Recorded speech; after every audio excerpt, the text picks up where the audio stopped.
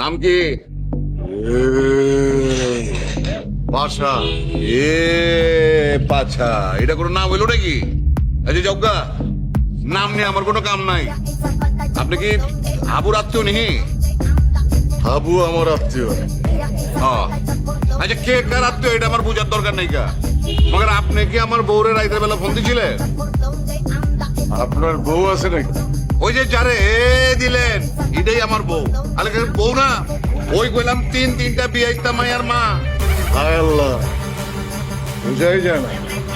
শুনেন, আমি খুব ভালো আপনারা সাবধান করে দিতেছি। এরপরে যদি আর কোনোদিন আপনি আমার বউরে ফোন দিচ্ছেন অথবা আমার পাশ আসতে আপনি যদি এমন করে ঘুরঘুর করেন, তাইলে করে আমি হাত পা ঘুরা করে হাতে ধরাই দেবো। এই বেটা কিসে রে একটা সাবধান করে দিতেছি।